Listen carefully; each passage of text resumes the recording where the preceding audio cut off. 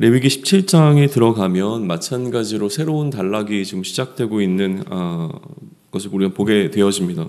이전과 마찬가지로 여호와께서 모세에게 말씀하여 이르시되라고 하면서 새로운 단락으로 지금 접근하고 있는데, 그리고 난 이후에 한 번 더 2절에서 아론과 그의 아들들과 이스라엘 모든 자손에게 말하여 그들에게 이르기를 여호와의 명령이 이러하시다 하라라고 하는 이야기가 한 번 더 기록이 되어져 있습니다. 그러니까 이 부분을 왜 기록했는가에 대해서는 그러니까 이후로 이제 기록되어지는 이야기가 뭐 하나님께서 말씀하신 모든 것은 다 명령이 되어질 텐데 조금 더 무게를 실어주기 위하여서 한 번 더 강조된 것으로 좀 이해해 볼 수 있을 것 같습니다.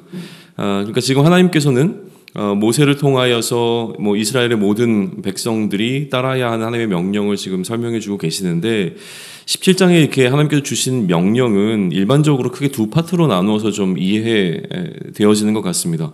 3절부터 9절까지가 첫 번째 단락이고요. 그리고 10절부터 16절까지가 두 번째 파트로 좀 받아들여주고 있습니다. 그런데 이 두 파트가 각각 무엇을 의미하는지, 그러니까 이 파트에서 강조하고 있는 강조점이 무엇인지에 대해서는 해석에 조금씩 차이들이 있습니다. 전반부는 제사를 드릴 장소의 어떤 이슈를 다루고 있다고 보고, 또 가축 도살의 어떤 규정을 다루고 있다라고 좀 이해되어지는 것 같고요. 그 후반부는 피를 섭취하는 것을 금지하셨다라고 하는 부분에 좀 주목해서 좀 이해되어지고 있는 것 같습니다. 그러나 개인적으로는 이렇게 전반부를 뭐 제사를 드리는 장소의 이슈나 아니면 가축을 도살하는 규정에 좀 주목하고, 또 후반부를 피를 섭취하는 것을 금지했던 어떤 이슈로 좀 보게 되어지면 좀 개연성이 좀 떨어지는 것 같습니다. 그래서 제가 제안드리는 것은 무엇이냐면, 전반부는 집에서 기른 짐승에 관한 규정으로 좀 보시면 좋을 것 같고요. 후반부는 사냥을 통해서 잡은 짐승에 관한 규정으로 볼 것을 좀 제안을 드리는 거예요. 그리고 엄밀하게 이야기를 하게 되면 세 번째 파트가 존재하는데, 이 세 번째 파트는 그러니까 초반부가 집에서 기른 짐승에 관한 규정이라면, 중반부는 사냥을 통해서 잡은 짐승에 관한 규정이고, 그리고 마지막은 죽이기 전에 이미 죽은 짐승에 관한 규례를 말씀하시는 부분으로 세 개로 좀 나누어서 이해해 보시면 도움이 될 거라고 믿습니다. 첫 번째 파트를 좀 보시죠. 가축에 관한 이야기가 이제 시작됩니다. 가축이라고 하는 것은 집에서 길리운 짐승에 관한 이야기죠. 3절에 보게 되면 이스라엘 집의 모든 사람이 소나 어린 양이나 염소를 진영 안에서 잡든지 진영 밖에서 잡든지라고 기록이 되어 있습니다. 그러니까 성막이 세워지기 이전에, 그리고 제사제도가 세워지기 이전에 아마도 이스라엘 사람들은 가축을 자신들이 원하는 곳에서 잡을 수 있었던 것 같습니다. 그런데 이제 성막과 제사법이 세워지고 난 이후에는 좀 상황이 달라지는 것이죠. 어디서 잡든지 간에 4절이 등장하는 겁니다. 먼저 회막문으로 끌고 가서 여호와의 성막 앞에서 여호와께 예물로 드리지 아니하는 자는 피 흘린 자로 여기게 될 것이다 라고 하는 이제 규례를 세우고 계시는 거예요. 왜냐하면 그가 이렇게 피를 흘리게 되면 백성 중에서 끊어진다라고 하는 원리가 적용이 되고 있는 건데, 이제 가축이라고 하는 것은 그들의 마음껏 이제 죽일 수 있는 어떤 대상이 되는 것이 아니라, 가축은 하나님께 제사를 드릴 때만 사용할 수 있는 용도로 지금 규정이 되고 있는 것을 우리는 보게 되는 것이죠. 만약에 하나님께 제사를 드리기 위하여서 가축을 잡는 것 이외의 용도로 목적을 위해서 짐승을 잡게 되면 피 흘린 자로 여겨서 공동체로부터 끊어지게 될 것에 관한 경고를 주고 계시는 것으로 3절과 4절을 이해해 볼 수 있습니다. 그리고 이제 5절로 넘어가는데, 그런즉 이스라엘 자손이 들에서 잡던 그들의 제물을 회막 문 여호와께로 끌고 가서 제사장에게 주어 회목제로 여호와께 드려야 할 것이요. 이전에는 들에서 가축을 잡았고요. 그리고 이들이 들에서 가축을 잡은 목적이 분명히 있었던 것 같아요. 그러니까 그 목적이 무엇인가에 대해서 오전은 우리로 하여금 유추할 수 있는 몇 가지 이제 클루드를 제공해주고 있는데, 이 가축은 아마도 먹는 용도로 먼저 이해해 볼 수 있을 것 같습니다. 그들이 먹기 위해서 가축을 좀 잡았던 것 같고요. 따라서 이제 이 가축은 여호와 앞으로 끌고 와서 여호와 앞에서 잡게 되어지고, 그리고 화목제사로 드려야 된다고 이야기합니다. 그러니까 화목제가 갖고 있는 의미 중에 하나는 이게 식탁의 공동체인 거죠. 그러니까 함께 먹을 수 있는 제사이기 때문에 아마 먹는 용도를 하나님 앞으로 이제 끌고 와서 바꾸고 있는 것이 첫 번째 우리가 볼 수 있는 이 변화이고, 그런데 단순히 먹는 것에 포커스를 두는 것이 아니라 이것이 하나님 앞에 제사가 되어야 한다는 사실이 강조되고 있는 것을 우리는 놓치지 말아야 할 것 같습니다. 왜냐하면 그 이후에 이제 연결되어지는 구절들이 이것이 이들에게 단순히 들판에서 짐승을 먹기 위해서 죽이는 사건이 아니라 그것이 또 하나의 또 다른 제사의 형태로 드려지고 있었음에 대한 이야기가 진행되기 때문에 그렇습니다. 6절에 보게 되면 제사장은 그 피를 회막문 여호와의 제단에 뿌리고 그 기름을 불살라 여호와께 향기로운 냄새가 되게 할 것이라 라고 얘기하면서 이렇게 드려진 제물이 하나님을 향한 예배, 그러니까 다시 제사로 사용될 수 있는 것에 대한 사용될 것에 대한 이제 규정을 말씀을 해 주시죠. 왜냐하면 방금도 이야기했지만 이처럼 이들이 잡았던 짐승을 잡는 이유가, 짐승을 잡는 행위가 순염소를 우상숭배했던 것과 연관되어지기 때문에 이제는 순염소를 순염소에게 제사를 드리기 위한 행위가 아니라 이 모든 행위는 여호와를 예배하고 제사 드리는 그 행위로 전환시키게 되어지는 겁니다. 7절이 이제 그 이야기를 하는데요. 그들은 전에 음란하게 섬기던 순염소에게 다시 제사하지 말 것이니라. 이는 그들이 대대로 지킬 영원한 규례니라 라고 이야기를 하고 있습니다. 그러니까 이들이 가축을 잡는 이유는 먹는 것과 1차적으로 연관이 되어 있었고요. 그러니까 두 번째는 단순히 먹는 것을 넘어서서 근본적으로는 우상 숭배를 하기 위한 어떤 행위로 이 들판에서 짐승을 잡는, 가축을 잡는 일들이 있어 왔다고 하는 것이죠. 그러니 이제 그것을 하나님을 향한 예배, 또 제사의 형태로 전환시키고 가축을 이제 아무 때나 잡는 것이 아니라 가축은 오직 하나님을 예배하는 그 제사의 행위에서만 사용될 수 있도록 규정을 하고 난 이후에 다시 8절과 9절은 이러한 제사의 행위가 하나님을 향하지 아니하면 백성 중에서 끊어지게 될 것이라고 엄중하게 이야기하고 있는 것을 마주하게 되는 겁니다. 8절과 9절 보시죠. 너는 또 그들에게 이르라 이스라엘 집 사람이나 혹은 그들 중에 거류하는 거류민이 번제나 제물을 드리되 회막문으로 가져다가 여호와께 드리지 아니하면 그는 백성 중에서 끊어지리라. 그러니까 이 제사라고 하는 행위가 하나님을 향하여 드려지지 아니할 때에 일어나게 되어지는 문제에 대해서 경고하고 또 그것을 온전하게 좀 드릴 수 있도록 방향을 제시해주고 있는 것이죠. 그러니까 정리하면 이렇게 되는 겁니다. 이제 가축이라고 하는 것은 하나님을 제사하기 위한 제사의 용도 이외에서는 사용하는 것이 이스라엘 백성 가운데서 금지가 됩니다. 그러면 이제 이스라엘 백성들은 평생 가축을 먹지 못했느냐? 그렇지는 않습니다. 물론 이제 화목제사라고 하는 제사의 과정 가운데서 먹게 되어지지만 그런 이야기를 하는 게 아니라 신명기에서 이 규정이 완화되고 있는 것을 우리는 보게 되는 거예요. 신명기에서는 완화되어지지만 지금은 일단은 이게 금지가 좀 되어지고 있는 것을 우리는 좀 주목해 볼 필요가 있습니다. 이렇게 첫 번째 단락이 가축에 관한 것이라면 두 번째 단락은 사냥한 짐승에 관한 것으로 볼 수 있는 거예요. 그러니까 가축을 제사 위의 용도로 도살해서 먹는 것은 금지되었지만 사냥을 통해서 짐승을 잡아먹는 것은 허용된 것으로 보이는 것이죠. 신명기 12장에서 이제 가축을 먹는 것을 허용하실 때 뭐라고 말씀하시냐면 노루나 사슴을 먹는 것처럼 가축을 먹을 수 있게 해주신다라고 하는 이 허용이 좀 우리는 보게 되는 것이거든요. 그러다 보니까 지금 여기서 이야기하는 것은 가축이 아닌 이제 짐승을 사냥을 통해서 잡았을 때 어떻게 먹을 것인가에 관한 이야기가 이제 10절로부터 진행이 되고 있다라고 하는 거예요. 사냥한 짐승을 먹을 수 있는데 이 먹을 수 있다고 해도 피채 먹지 말라라고 말씀을 해주시고 계십니다. 10절을 보시죠. 이스라엘 집사람이나 그들 중에 거류하는 거류민 중에 무슨 피든지 먹는 자가 있으면 내가 그 피를 먹는 사람에게는 내 얼굴을 대하여 그를 백성 중에 끊으리니 라고 말씀을 해주고 계십니다.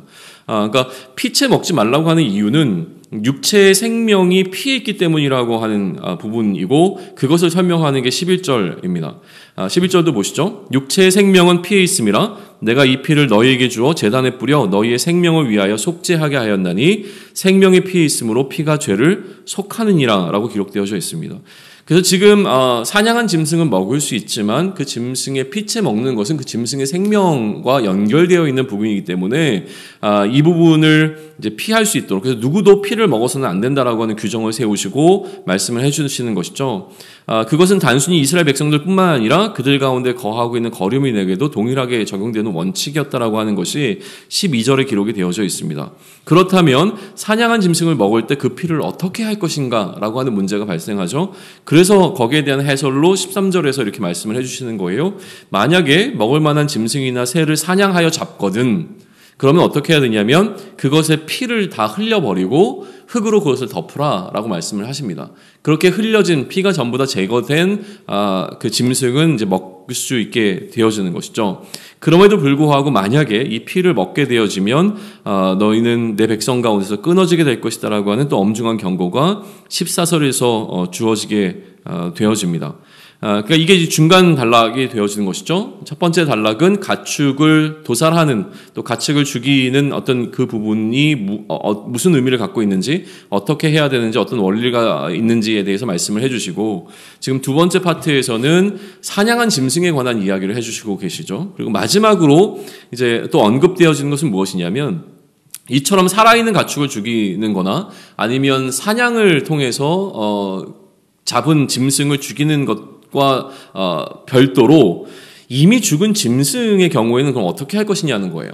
그러니까 가축은 제사를 위한 용도 이외에는 사용하면 안 되고, 사냥한 짐승은 이제 사냥해서 먹을 수 있지만 피채 먹으면 안 된다라고 하는 이야기를 하셨고, 이미 죽어있는 짐승은 그럼 어떻게 다룰 것인가라고 하는 이슈를 15절과 16절이 다루고 있다는 것이죠. 보시면 스스로 죽은 것이나 들짐승에게 찢겨 죽은 것을 먹은 모든 자는 본토인이거나 거류인이거나 그의 옷을 빨고 물로 몸을 씻을 것이며 저녁까지 부정하고 그 후에는 정하려니와 그가 빨지 아니하거나 그의 몸을 물로 씻지 아니하면 그가 죄를 담당하리라 라고 되어 있습니다. 그러니까 이미 죽은 것을 먹지 못한다라고 하는 이야기가 등장하는 건 아닌 것 같고요. 일단 죽은 것은 먹을 수는 있었던 것 같습니다. 그러나 문제는 먹게 되면 부정해지기 때문에 옷과 몸을 씻어야 한다라고 하는 말씀을 해주고 계시는 것이죠. 안 그러면 이 짐승을 피 흘린 죄에 대한 책임을 짊어지게 되기 때문에 이러한 정결의 절차를 거칠 것에 관한 규정을 말씀해주고 계십니다. 정리를 해보면 오늘 본문인 17장은 결국은 짐승을 먹는 반복에 관한 이야기로 우리는 좀 살펴볼 수 있습니다. 기른 짐승은 제사의 용도로만 사용해야 된다라고 하는 것이죠. 제사에서 제사자가 가축을 먹는 경우는 화목제의 세팅에서만 좀 가능한 것이었습니다. 그래서 그 이외의 용도로 제사 이외의 용도로 가축을 도살하면 안 된다라는 이야기가 첫 번째 등장한 것이고, 두 번째는 무슨 이야기였습니까? 기른 짐승이 아닌 사냥한 짐승은 먹을 수 있지만 피채 먹으면 안 된다라고는 말씀을 해주셨고, 마지막에 그러나 죽은 짐승은 기른 것이든지 사냥한 것인지와 상관없이 먹을 수가 있었지만, 그러나 먹으면 부정해지기 때문에, 왜냐하면 죽은 짐승이기 때문에 먹으면 부정해지기 때문에 반드시 정결케 하는 씻음과 또 정결케 되어지는 시간이 필요했다라고 하는 것을 지금 말씀해 주시고 계시는 것으로 17장을 요약해 볼 수 있을 것 같습니다. 어제까지는 레위기 16장까지는 무슨 이야기가 다뤄졌냐면 제사에 관련된 이슈들이 좀 다뤄졌습니다. 그리고 오늘 본문부터는 보다 조금 더 일상적인 이스라엘 백성들의 삶의 일상적인 영역으로 그 이슈가 좀 그 중심이 옮겨져 오고 있는 것을 우리는 보게 되어지는데요. 그러나 오늘 보았던 이 일상의 규정들, 다시 얘기하면 가축을 어떻게 할 것이냐, 사냥한 짐승을 어떻게 할 것이냐, 죽은 짐승을 어떻게 할 것이냐라고 하는 이런 어떻게 일상에서 마주할 수 있는 이슈들이 단순히 우리의 일상의 삶을 어떻게 살아갈 것인가라고 하는 규정을 넘어서서 결국은 이게 앞서 이야기한 제사법과 정결법의 틀 가운데서 이해되어지고 그 규정들이 세워지고 있는 것을 우리는 보게 되는 것이죠.